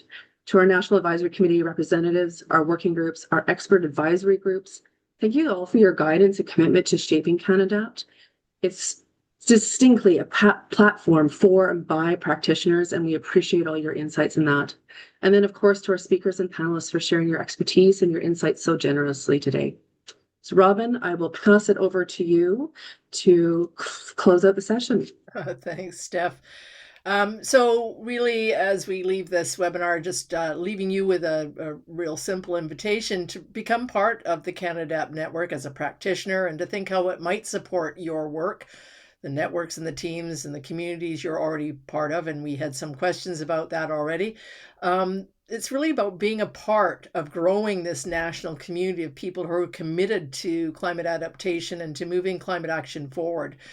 Some of you flagged in the poll that you're all also interested in helping steward and shape CanAdapt as it evolves, which it will.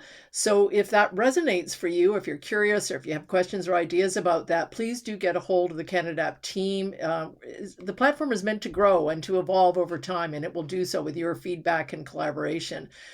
And as we've heard throughout the webinar, and as I know all of you know, climate adaptation is the reason that this is important. You know, it moves, we need to move people along. We need to create a broader culture, a mindset of adaptation, as one of the questions referred to, and really build the relationships and confidence that we need to act in complex, uncertain situations, which we all know climate change presents us with. Right after this session, just a reminder that the CanAdapt team will stay on the call to walk you through a hands-on sign up and quick tour of the platform if you're interested, so you can start exploring and connecting today. And I just want to thank you from me and from all the team for being part of this conversation. I think together we are stronger. We're closing the gap between knowledge and action, and we're all committed to building a climate ready, climate resilient future for Canada and the world. And we hope that CanAdapt will be an important part of that. And we'd really love for you to join and dive in and be part of CanAdapt with us today. So thanks very much for today and for taking the time to be with us. And we look forward to staying connected with all of you and seeing the good work that is happening and will continue to happen.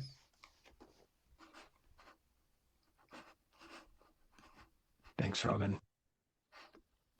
Okay. Now we're moving into an optional part of the session. So stick around if you'd like to participate in this. We're going to be a little bit more unscripted, a little bit more free flowing. We'll be paying attention to the chats. The goal here is to help you set up your account and point out some key features that you might not see on your first pass. So let's get started. The very first step is to create your account. Now, hopefully we've made that as easy as possible. We've applied some kind of innovative approaches to managing your accounts. We've eliminated passwords and jumped right to what's called two-factor authentication. So you can go to CanAdapt right now, canadapt.network, and you'll see there's a big yellow button in the top right that allows you to sign in, create an account. Now, if you're using a Google account, You're just going to go through an authentication. And if you're on any other account, you'll have to confirm your account with your email. And that's sometimes where people get stuck. It's if your email provider sends it to spam, make sure to check your spam folder. Or sometimes email providers will mess things up. You've probably experienced this before. So let's try it out. You should be good to create your account. I'm going to also share my screen for your benefit as well. Let me just do that. Okay. And I should hit share. There we go. Okay. So this is the home page. You'll see, like I said, there's this sign in button up here. You can click that, enter your address, or click to create an account now. Pro tip, either will work. Okay. And Suzanne, thanks for coming back. If you can stop me or point out things or add to it as we go, that would be really great. Absolutely. Okay. So I'm going to use my Gmail account. Actually, you know what I'll do to give you a sense of it? I'll create an entirely new account just so you can see what that experience is like. Again, you can be doing this on your own and just listening to me, or if you want to watch the screen, that's fine too. So I'm going to use a email account. Okay, so you'll get this check your email, and then you should see this in your inbox, this that allows you to sign in. Now go ahead and you can click the button. Sometimes though, like I said, mail accounts will mess things up. That's why we provide the URL as well. So if you're finding a little bit of if it's not quite working, just copy the URL, come back and paste it in. Now that should take you to step one. This is our onboarding. Now we want to redirect you directly to just set up your profile. We might as well get it done at the beginning. You've probably experienced this kind of thing before. So just enter your name and go through the steps. Now, any of these steps can be skipped. I mean, we really encourage you to fill in your information like director of CanAdapt. It'll help later on to provide as much information as you can. You can enter your location. This again, we'd love for you to do this. You could just say Canada if you want, or you can just skip it again. I'm going to enter Nelson, where I'm based in British Columbia. Now, this is your personal profile. I'm going to call it Rick 23. This just is your address that you'll keep for the rest of the time. You can always change this later, but pick something you like. You can upload a profile picture, or you can have some fun and generate your picture with AI if you want. We've created a prompt there for you, and you can just hit the generate image or just click to upload or drag and drop. I'm going to skip that for now. I really encourage you to do it though. And then to give you a sense of it, you know what? I can generate an image. This takes a little bit of time, so I was thinking I'd just skip it, but whatever. You'll just see how it works.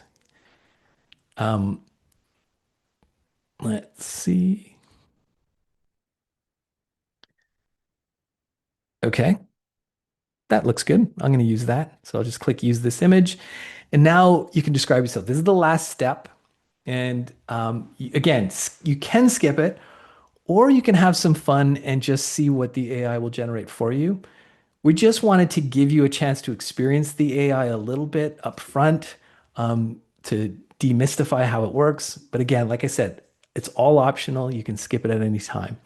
So I'll just generate a summary just to see how it works. Most of the time we're using AI in places like this to create templates, to make it easier for you to understand what a profile looks like. So this is one that's created for me.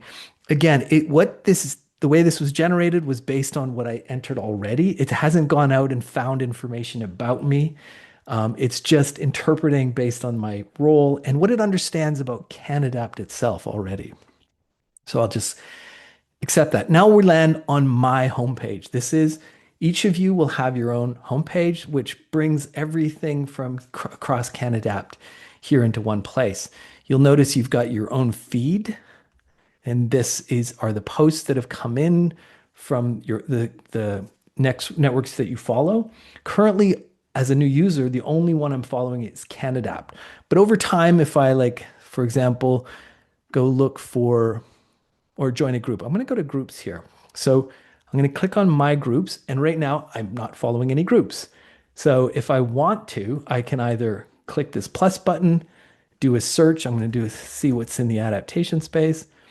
Okay, advancing adaptation implementation in natural resource sectors. I will follow that. There it is. And you'll see my feed will now start to update. It'll start to pull in, for example, this post from that group. Another way to navigate, you'll see over here, I can expand it. You can see what's available currently. If I wanted to see courses, you click on courses, you can browse, you can search, you can filter, and then you can click on a course to learn more. I can follow just by clicking the follow button, and I can manage my subscriptions to that course, project, or group right here. I can choose, like, I only want updates as part of a weekly digest, a monthly digest, or I don't want to receive any emails or notifications at all. So this um, is similar to how groups, people, and organizations work as well. You can browse by different views. You can see things on a map. You can also see network graph, like how are things related to each other? Excuse me. Okay. So that's the directories.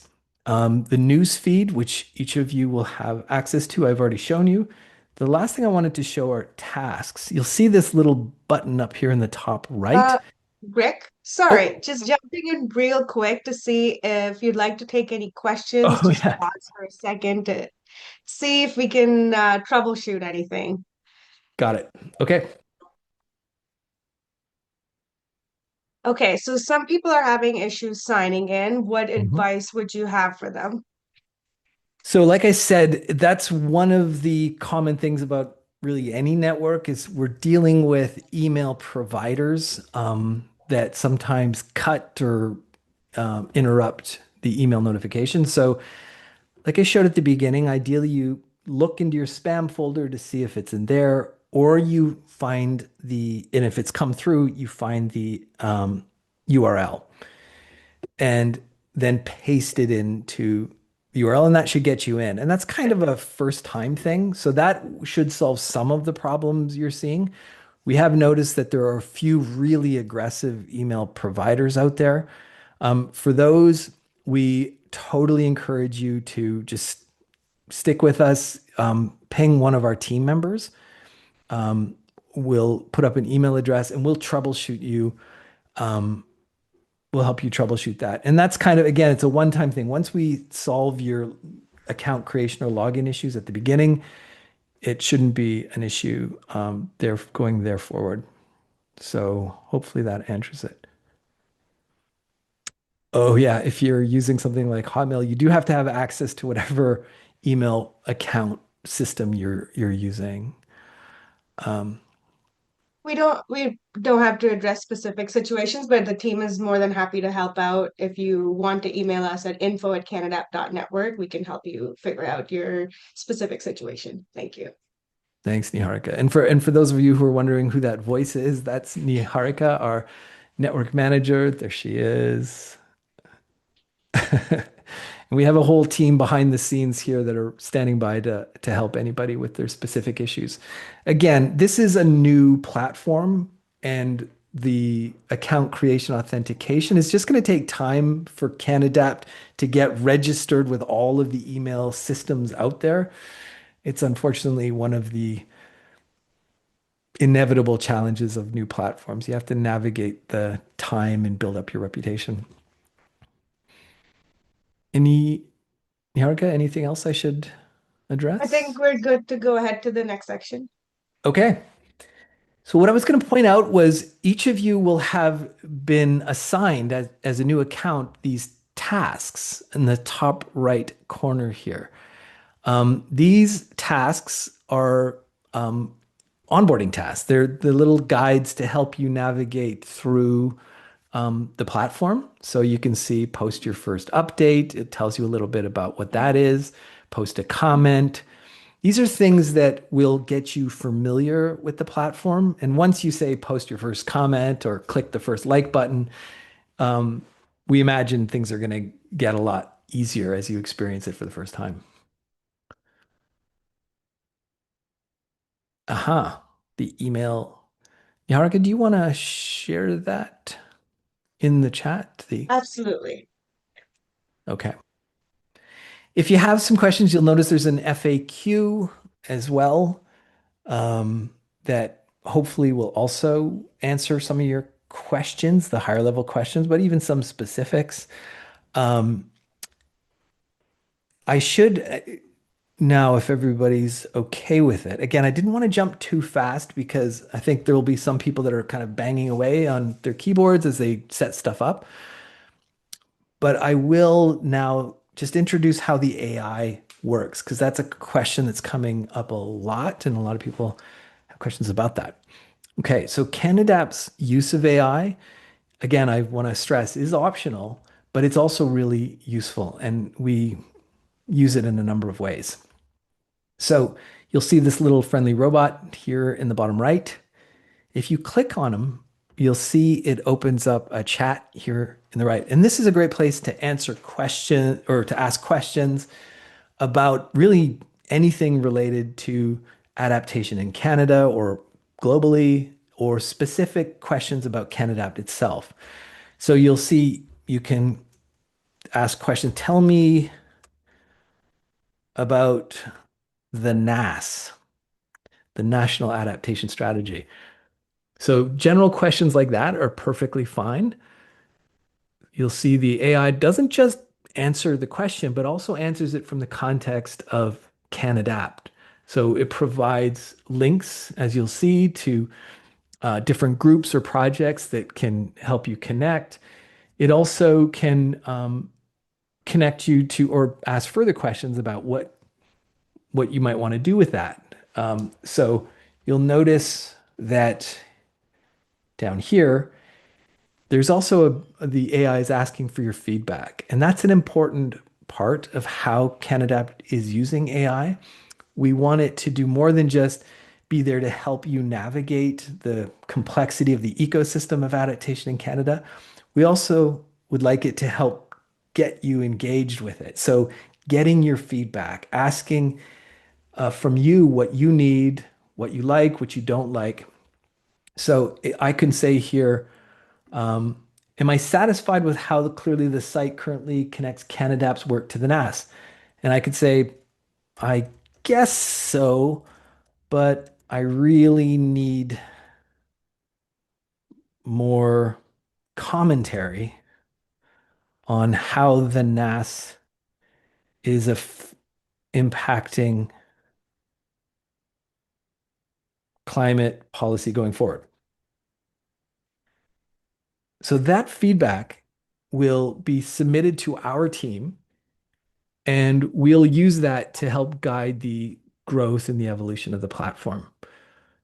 So again, the AI isn't just there to help answer questions, it's also there to really get at answers from you about what you would like to see in the future. Now, similarly, I should point out, you'll notice these two buttons here. These will show you your chat history. So if you want to create multiple threads, or if you're having questions from different places across the platform, we want to make sure that you don't lose that information or knowledge. So this is, again, this is there conveniently to provide you with a history of your interaction with the AI. You can, I should point out, also copy anything to the clipboard, or you'll see this button here. This button turns that conversation into a set of tasks. So if you want to, if there's something in here that's useful for you, You can just click that create task button and it'll generate a couple of tasks for you so that you can track your learning journey or even your collaboration, your goals across the platform. I find this one here, this little button here, create tasks, to be particularly useful. Okay. I'm seeing a question there. Can you show how to create a post? Yep, totally. Okay, so I'm going to go into one of our groups because there's multiple ways to create a post. It's the same process, but you know, an ecosystem like CanAdapt is really context dependent. So let's say I am, I should find a group that, well, you know what, I'll use my own homepage. So the process is the same. So I'm going to go to my own feed and I'm going to click start a post. So you do, that's it. You just click that, and just like on LinkedIn or Facebook, you can add a header image, add a title, write something. Then you can choose to make it private. So that would keep this post only visible to your followers. And likewise, in a group, if you create a post from within the group and click private, it would limit that visibility to that group. If I didn't click it, then it's more broadly available, so it can inform other conversations otherwhere on the platform. I can also click this button to send it as an email to my followers. Again, my followers can choose how they want to receive emails from me. They can say, I don't want any emails, or they can say, just bucket them all into a monthly digest. But sometimes I may want to send it and sometimes not. So in some sense, CanAdapt functions as a fully functioning newsletter system. So you could use this as a way to keep your followers informed with, say, a weekly newsletter. I can also choose what type of post this is. Is it a post? Am I trying to share a resource? Is it an event? Or is this like a forum post where I'm just wanting questions and answers? I should point out that I can also tag it and I can cross post it as well. So if I wanted this post explicitly to be in a bunch of different places that I'm a member of, I can do that. Again, this is working towards reducing some of the silos that can often happen on communities like this. So finding events, you click over here. These are the CanAdapt events. So you'll see in this menu here, events. I'm going to. Hey, Rick, just a quick, do you, I was just noting that Anna also said, are there specific guidelines for posting? Yeah, well, that's again context dependent. So if you're posting to your own feed, the guidelines are your own. It's like posting to LinkedIn. I mean, we encourage that this is adaptation and low carbon resilience related, but when you create a post from your own feed, it's only going out to your followers. So guidelines are your own. If you're posting within a group, that may have its own guidelines. So the terms of reference might define what is shared on the platform. Generally, the guidance I would say is that if it's a forum post, it's a little more open. You can ask questions, you can share things that you're finding interesting. If it's kind of a regular post where it's like an update, you might want to use your judgment to make sure that it's, broadly useful. Certainly a resource or an event should be an actual resource you want to share. Yeah, okay. I'm seeing from Chris that the confirmation emails are maybe being rejected by some government domains.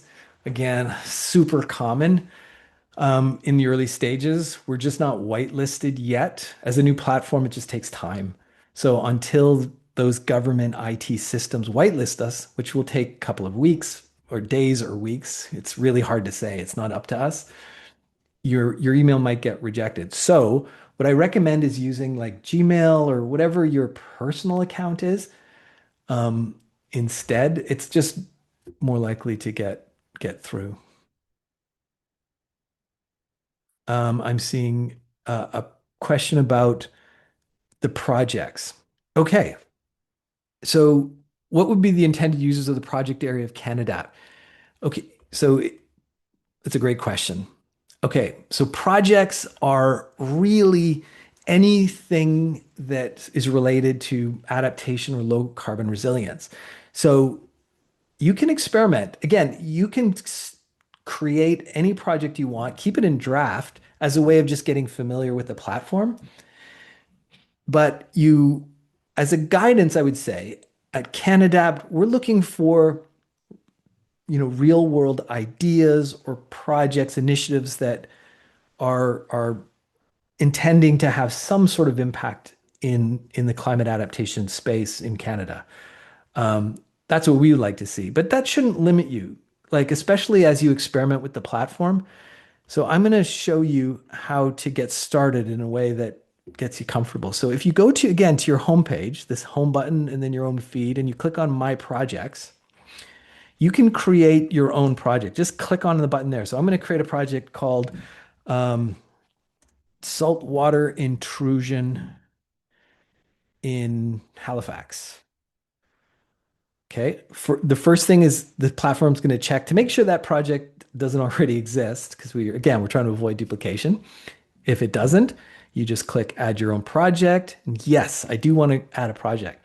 And then this process should look a little bit familiar. First, I'm going to just classify it. This is related to health and well-being. It's also coastal. And maybe there's some policy and government issues that I want to deal with in my project. So I'm going to click next. It's Atlantic. And then I'm going to give it a name. Saltwater Intrusion in Halifax is a good name for this project. I'm going to describe it in 10 words or less. We're aiming to reduce the impact of salt water from sea level rise on drinking water. Don't worry about getting it right the first time. You can come back and change this later. Just kind of get the rough idea down. Hit next. And then the stage. Well, this stage is just getting started. It's just an idea. I'm still working it through in my head. I'm going to click next. It's in Halifax. There we go.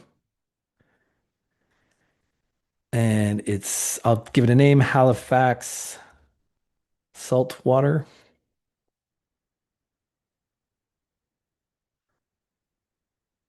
And I can generate an image. That's actually a good idea. I recommend doing this. So again, it takes a little while to generate the image, but especially for projects, like you don't have a logo, you don't have a background, and that often slows people down in kind of getting the project moving and making it tangible. Even if it's abstract like this, I would do it. Again, you can change it later. So we'll just use it. And I'm going to just say, an abstract texture that represents health, well-being, coastal policy. Yeah, sure. We'll see what that creates. But after this, things get interesting. Right. Thanks, Anna. That's a good point. The conversion of the text. Okay, we'll note that. So what Anna Gonzalez pointed in the chat was the ampersand. We'll get that fixed. In the meantime, just use the full word and. Okay, I'll use this image. Again, we'll change it later. Sometimes describing your project and kind of working through the ideas is really difficult. And so you can generate a starting summary of the project. Again, I recommend just doing that if you're just having trouble getting the words down. There's a better way, or not a better way, but there's an alternative way of sort of fleshing out your idea. If it's a real project that already exists, you can really just cut and paste in the project description. You just say in the problem statement, I could just paste in what the existing project problem statement is. If I don't have a problem statement, for example, this is where the AI conversational approach can really help you think it through. So you'll see the AI is going to help me think through what a problem statement looks like. So in 1 or 2 sentences, would you describe exactly what is going wrong or could go wrong in Halifax because of saltwater intrusion? For example, you might focus on specific drinking water sources, or specific communities or neighborhoods or specific systems. You can answer in plain language, and if you're not fully sure, which oftentimes as we're just thinking through the early stages, we're not sure, this will really help with that. So I'm going to focus on, actually, I'm just going to focus on aquifers and wells. Okay, so where's this showing up? So what parts of Halifax are most at risk from saltwater intrusion into aquifers and wells? For example, I might say something like small coastal communities around or which neighborhoods, the private wells along the coast outside of the main municipal system. I think that's probably more what I'm thinking of. In fact, low-lying coastal neighborhoods built on thin soils. Those are both really more of what I had in mind. Okay, so what are the problems people are seeing? Is there a change in the taste? Is it salty or metallic? Is it damaging plumbing or infrastructure? Are people having to dig deeper wells or bring in water? It's kind of all of the above, actually, when you think about it. Those are all issues. So I'm just going to say all of the above. Okay, and then it gets into time frame and urgency. So I think you get an idea of how we're using AI for this use case in particular. This is when you've got an idea, you you haven't fully fleshed it out. You'd like to share it with people, but you want more meat on the bones before you do. So this is a great way to have a dialogue to pull what's in your head out and put it on paper in a way that's really coherent. And this goes across more than just the problem statement. We use this for developing a timeline, budgets, that kind of thing. So I'm just going to jump to the end. I'll say just let's wrap it up. Wrap it up. Okay. So it helped me create a problem statement. Again, generally this would be a little bit more dialogue, but I'm trying to just show you how it works. This looks good.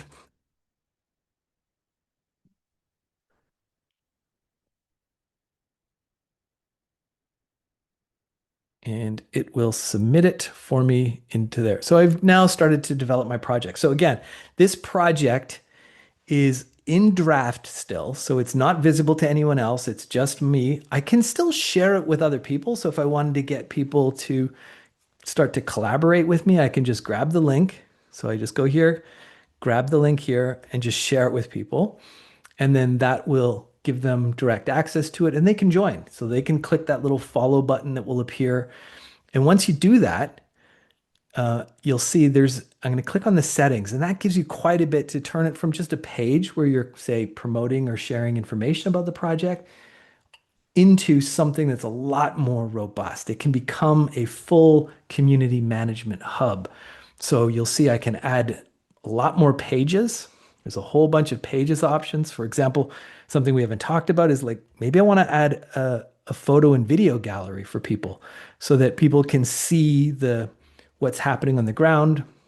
I might want to add my own event calendar or a plan in terms of reference, an events calendar, like I said, a resource library, on a contact page. There's a lot I can add or not.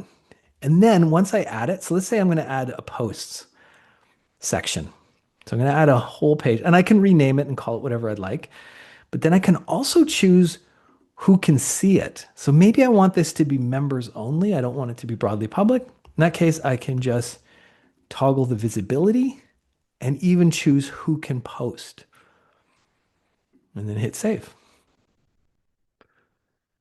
So that gives you a sense of how to create a project, but it also gives you a sense of how to create or add a listing for really anything, a new organization, even a new course or network if you'd like to develop it. Okay, we're about to wrap it up. Niharika, is there any question, anything I should address before we wrap it up? I think we've got some big questions, like lots of questions and lots of interest from everyone here today. So Okay. I think we would love to continue this conversation on CanAdapt. We'll be opening up uh, a a post on your feed where you can ask questions, and our team will be more than happy to answer them. So do stay tuned. So I'll just leave you with that, Rick, if you want to add anything to that. No, thanks, Niharika. I think we've got a great team really standing by to support, and a lot of people with real experience like Suzanne, who can even give you guidance beyond just how to use the platform, but really how to think about managing your community. And if you have a community, we really welcome it onto the platform. If you'd like help, we do have services available to offer consulting and support for managing your network. And again, start with a group. Don't worry about breaking anything. You really can't. And if you'd like that to grow over time, you can start with a group and eventually it could become something a lot more. Steph, can I hand it over to you to finish this off, wrap us up? Absolutely. Thanks so much for all your time and attention today. We had a very large group of practitioners across Canada and sounding like maybe internationally which joined us today. I appreciate all your time. If you have any questions about CanAdapt, as a reminder, you can go to CanAdapt itself, canadapt.network, and you can also reach out to our team at info@canadapt.network. We're happy to take any questions or issues when it comes to technical issues and walk you through whatever is needed. Thanks again for all your time and attention. We look forward to working with you on CanAdapt.